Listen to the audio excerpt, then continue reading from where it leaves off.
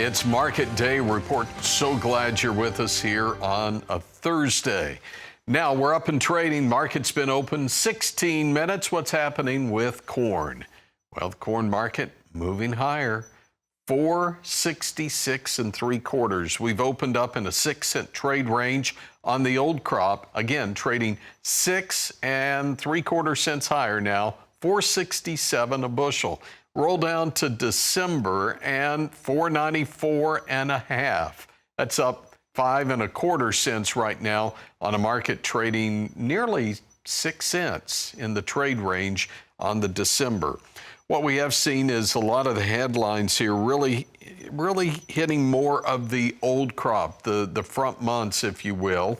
For example, soybeans, the May contract up 16 at 12.30, but you roll out to the September, which is the end of the marketing year, and then into November, which is next year's crop, the one that we'll put in later this spring.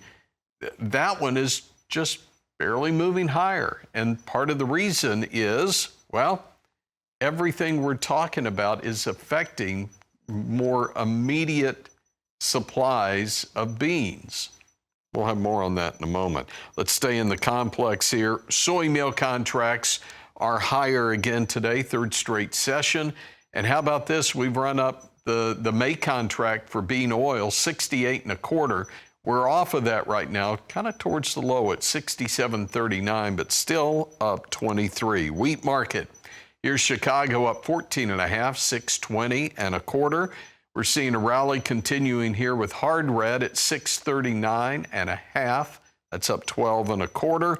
And let's go to the cotton market. And cotton, new crop December, 70.11. It's up 34. This is territory cotton is not used to, above 70 cents. Brady Huck's with EmpowerAg Trading. With this rally today, Brady, I'm just wondering, could we start knocking out some of those highs we set to start the week? Yeah, big trade overnight on Sunday night, and then kind of a pullback here as we got our footing here out of the gate. And markets look like they're trying to go out there and take out those Sunday highs. So good to see us make a run up there. Energy market continues to lead the way here, though, Tony. Risk premium, food security premium. But it's good to see price acceptance in the upper end of Sunday's trading range, Tony. All right, so here is a 5-day look at new crop corn.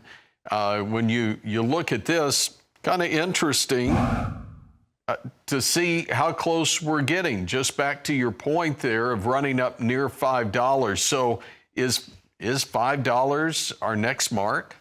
I think that's a nice round number that a lot of people are looking at. You probably had some orders maybe hit on the way up to that level, but $5 probably another one to look at here. And maybe we can go above it too. You start looking at balance sheets, and it was really doom and gloom in the grains for the longest time as we wrapped up 25 and drifted into the early 26. And we've got ourselves a market now, and you look at the balance sheet and things can change pretty fast. And markets have a way of lulling you to sleep. And I think that's a little bit of what's happened here. Is got a little bit lulled to sleep, and then all of a sudden energy takes off. What's the next domino that's going to fall? You start stacking a few of these bullish headlines together, bullish stories together, and who knows where this thing can go, Tony. Yeah, and Brian Hoops earlier just suggesting that we're hearing some buzz right now that maybe soybeans out of Brazil are coming to a halt. And if that's the case, that would explain why we see a big rally in the front months of beans and not so much in the new crop. Would you agree with that? Definitely. That I think it was a Reuters story talking about Cargill halting soybean shipments out of Brazil.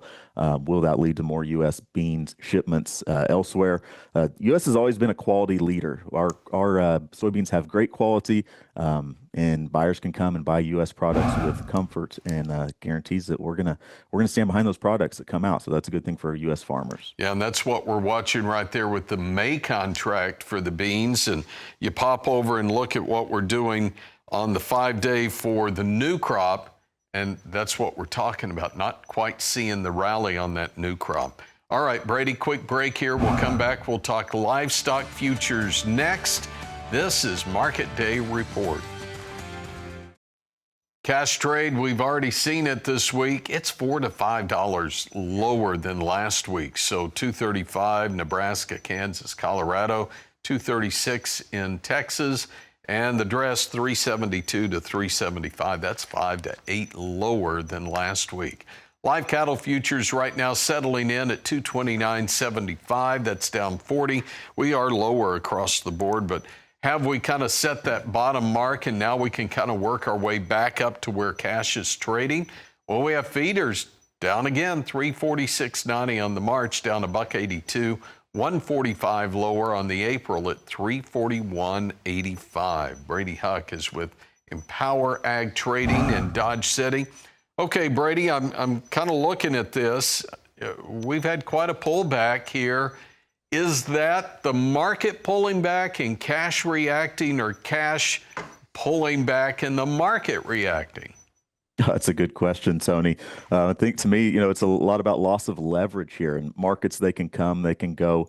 Pull back in cattle, not what we want to see, but sentiment driven, and I think it's a lot about loss of leverage here. So you can look at the weekly steer and heifer slaughter over the past 4 weeks, and we're down about 10% versus a year ago. You got the slowing chain speeds that creates less demand for the live animals and higher price for the cutout, better margins for packers, and that's exactly what we've got going on right now. So that cash trade slipping in that mid 230 range. Meanwhile, boxes put on some sizable gains. If you remember back to the first of the year, we were trading in that 360 to 380 range on the choice cutout, and now we're approaching $400 on that cutout. So it's good to see the packer margin improve, I guess. Maybe that's the silver lining and hope, is that, hey, if their margins are a little better, maybe they'll want to start killing more, run those chains faster, and in turn create more demand for those live animals up front. So the other question we got to be looking at here, Tony, in the cattle market is, what's the consumer going to do going forward with prices at the pump increasing, pressure on equities, some global uncertainty out there? How is the consumer going to react? And there's also talks about, will we see a rate cut going forward? Maybe we're backing the chances of future rate cuts out of the equation with the change here we've seen over the last week. Yeah, I think all great questions, points to be made. One more for you, though. Earlier in the week, we were watching some of the auction barns, and I had to take a second look at some of those. Any surprises? One of the biggest surprises to me is just looking at the data from what's happening in auctions right now. Wheat pasture cattle are coming off, and you look at the past 4 weeks auction data, and sales volume is up close to 30% versus a year ago. And then you break that down a little bit more, and as a percentage of volume, there's less heifers going through those barns, down about 3% as a percentage of the total volume. So are we starting to keep some of those heifers back? That's, a lot of people are wondering when we're going to rebuild that herd. Recent data may suggest that's starting to happen, but you look at the bigger picture, and we got some drought happening out here in the West, and we've been blessed with cheap feed sources, cost of feed. So those are two other factors, I think, that are going to impact how many cows the American rancher wants to hold on to going forward, Tony. Yeah, I think a great point there. Drought is what usually puts us in this situation to begin with. So trying to dig your way out without a shovel is kind of tough. Brady, great to see you. Brady Huck is with EmpowerAg Trading in Dodge City.